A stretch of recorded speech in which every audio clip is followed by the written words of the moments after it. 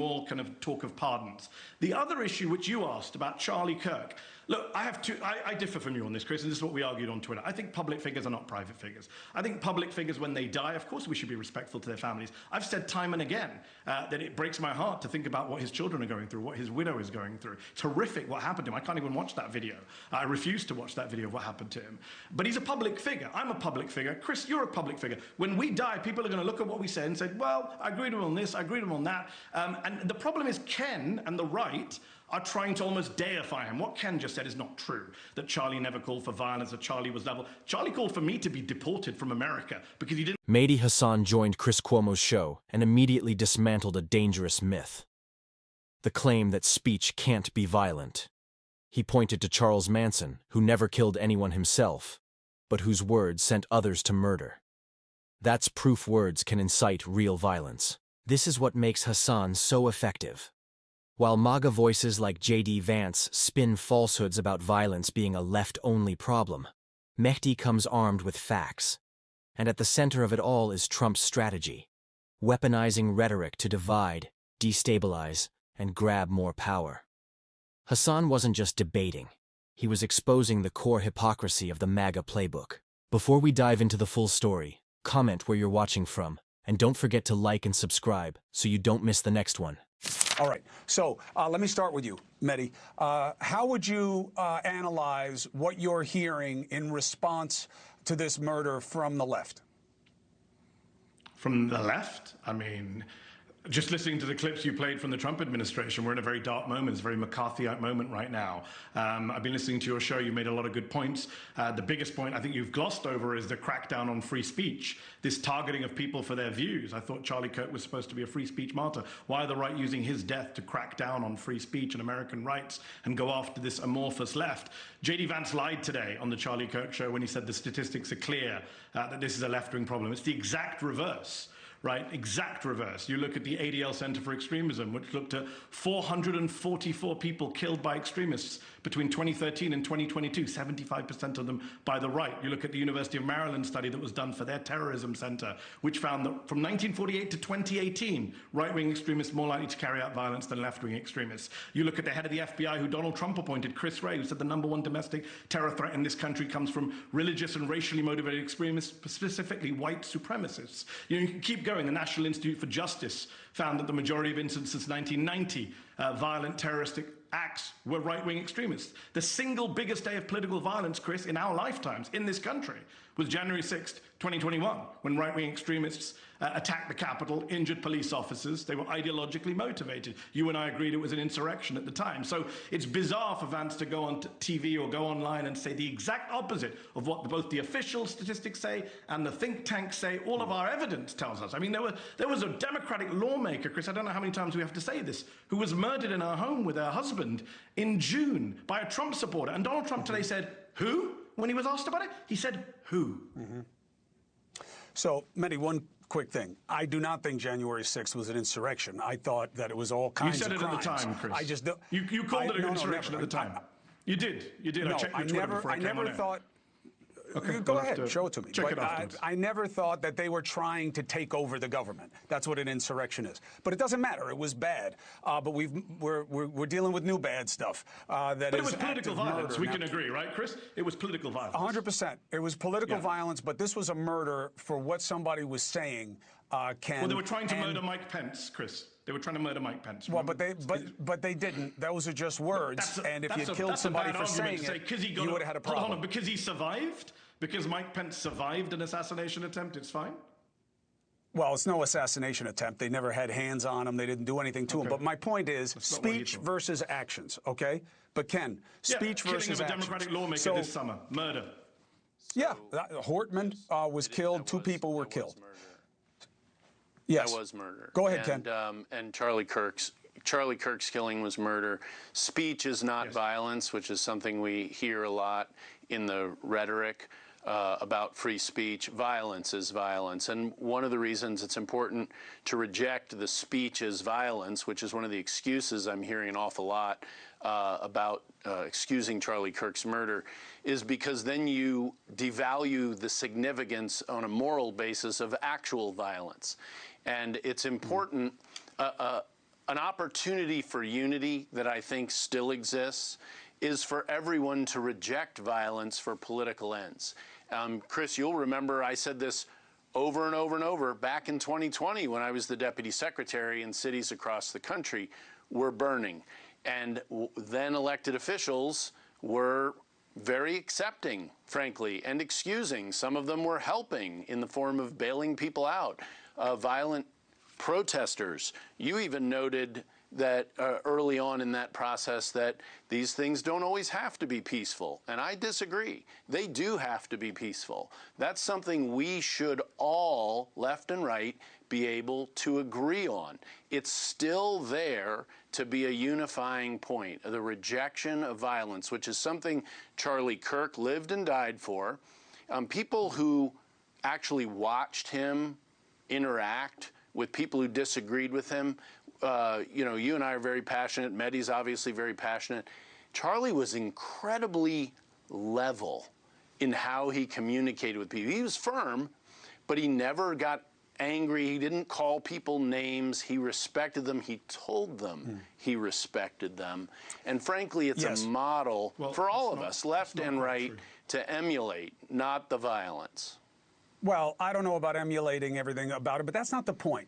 Two quick things, and then back to you, Mehdi. The first thing is that I never said that protests aren't supposed to be peaceful. I know what the First Amendment is.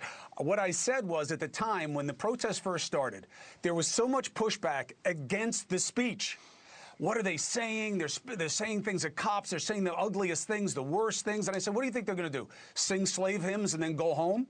You know, nobody ever said it's going to be peaceful out there. They're going to say a lot of things that are going to bother you. That's the price of our freedom and our democracy in this country. That was my point. Now, Mehdi, the idea of, is it time, place, and manner that, hey, I condemn this. This is unacceptable, what happened to Charlie Kirk. But he said a lot of things that were fill in the blank of extremist and abhorrent things. Why put the right now? So, Chris, I'm glad you asked me that question. It's a perfect timing because with respect to Ken made a very good point about rejecting violence. I agree with Ken. The problem, of course, is that Ken's former boss, Donald Trump, pardoned a bunch of politically violent people earlier this year. He's even dangled pardons in front of the kidnappers. So did Joe Biden. The attempt to, I'm not here to defend Joe Biden, but Donald Trump pardoned a bunch of political extremists who attacked the Capitol, and he's also, Chris, dangled pardons in front of the people who wanted to kidnap and maybe kill Gretchen Whitmer, like horrible political extremists. He's talked about pardoning them as well. So that's a real problem, and we need the president, as you said in your introduction, to really lead on this and use this killing of his friend to say, you know what, all of us tone it down. This is a president who's called his enemies scum, vermin, animals. You know, Chris, better than me what he's called his political enemies, including you. So that's what we need from the president. We're not getting it from the president. We're getting more kind of talk of pardons. The other issue which you asked about Charlie Kirk, look, I differ from you on this, Chris, and this is what we argued on Twitter. I think public figures are not private figures. I think public figures, when they die, of course we should be respectful to their families. I've said time and again that it breaks my heart to think about what his children are going through, what his widow is going through. It's horrific what happened to him. I can't even watch that video. I refuse to watch that video of what happened to him. But he's a public figure. I'm a public figure. Chris, you're a public figure. When we die, people are going to look at what we said and say, well, I agreed with him on this, I agreed with him on that. And the problem is Ken and the right are trying to almost deify him. What Ken just said is not true, that Charlie never called for violence, that Charlie was level. Charlie called for me to be deported from America because he didn't like a monologue I did on COVID. He called for Joe Biden to be executed by death penalty. We can go down the list. I know you don't want to hear. Let's not make this a Charlie Kirk rhetoric thing. But I don't know what else to say. When I hear Ken saying things that I think are untrue, then I have to respond. You know me, Chris, it's in my nature. I have to respond and say, well, that's not true. Here are the facts. Just last week, the day before he died, the day before he was brutally murdered, he said that Islam is the sword the left is using to slit the throat of America. I don't think that's rhetoric that people should be emulating. I find that deeply offensive rhetoric. Obviously, it doesn't justify killing him. Nothing justifies killing him. But please don't tell me that he was a level-headed person who never insulted or abused anyone. That's just not true. He asked for people to post bail on the guy who attacked Paul Pelosi in his home, a violent extremist, Trump supporter, election denier, who attacked Paul Pelosi in his home, is now in prison for attempted murder. Charlie called for bail to be posted for him by an American hero. So that's the kind of rhetoric I don't think we need. Or emulate. Mehdi, what is the difference? What is the difference between telling the truth and rationalizing the murder? That's why I talk about time, place, and manner. That when you say, look, this is unacceptable, but he said a lot of terrible things, it sounds like you're not as upset that he was murdered because he said those things. With respect, Chris, that's not what I said. I said his murder is inexcusable. I've said that consistently, as have we all. But I was responding to Ken saying that Charlie was X, Y, Z. If Ken and the right, and Ken, I'm not picking on you, but the right in general, were not treating him like a new MLK. I'm seeing people saying he was a literal saint. He should have a statue put up in Congress. Chris, am I supposed to just let that go and not say, we probably shouldn't have a statue in Congress for a man who says Islam is a religion being used to slit the throat of the West, that Muslims like me are conquerors? This is the kind of stuff he said. Am I supposed to not respond to that political rhetoric? Well, I think it's about how you respond to it and when you respond to it. The guy was just murdered. I mean, there's a reason why when people die, if you go to the wake, you don't stare down at the box, and say the guy was kind of a bum too. And that's why your interview with Omar bothered a lot of people. If I may, hold on, just 1 second. Look, 1 second, Ken, because Chris just brought up. Let him get in. I've sat aside for a lot of seconds. My last point on this. Chris, you misrepresented Ilhan Omar. You echoed a tweet from a right-wing person who said that she was celebrating his death, that she said he had it coming. Completely false. And we are journalists, Chris. We're in the truth business, not the non-offensive business. You should delete that tweet because it's not accurate. It's not happening. She never said he had it coming. She condemned it. She said she was upset for his wife. No, I didn't say she said it had. She had it. The guy you retweeted did. The guy you retweeted did. He falsely put words in her mouth. But that doesn't mean I own what he says. You ever see retweets don't include endorsements? Everybody says on their stupid prophylaxis Twitter. It's not a false claim because here's why. That was his take on her saying, I condemn it, I worry about his family, but this is what he said. That's false. I don't think so. And look, people can decide for themselves. Ken, last word to you. Yeah, so look, we started in a place, and the president can sometimes make himself, in the manner he presents himself, more difficult to defend. But I'll go back to my experience in 2020. First of all, I agree with both of you. There is violence across the spectrum. I think we should all be able to reject violence. That did not happen when I was in a position of responsibility in 2020. Instead, the Speaker of the House called police trying to keep protesters, violent criminals from doing damage, stormtroopers. And lots of elected officials on the left were critical of those of us trying to enforce the law until January 6th. And then all of a sudden, the police were their best friends. And I'm glad the police suddenly became their best friends. But the fact of the matter is, and polling shows this, there has been a rising acceptance of violence in opposition to positions and speech with which people disagree. And the data has shown for many years that there is a substantial difference, and the left is far more willing to take active physical steps to shut down disagreement than those on the right. The right is now coming up in that data. And excuse me, I sat quietly. And the left is far ahead on that, and the president is correct on that point. I think there's a difference. There's a difference between any organizations funding violence prosecuted. There's a difference between a stated preference and the actual actions that play out. People say a lot of things in polls, but Ken, I take your point. Mehdi, I take your points. But here's the most important thing, and I can't believe I have to say this. Know this. I care about Ken Cuccinelli. I care about Mehdi Hasan. Okay? I respect their take. It doesn't matter if I agree. And I need. Here's the thing about Chris Cuomo's too soon argument. It just doesn't hold up. Was it too soon for Trump and MAGA Republicans to instantly politicize Charlie Kirk's death? Clearly not.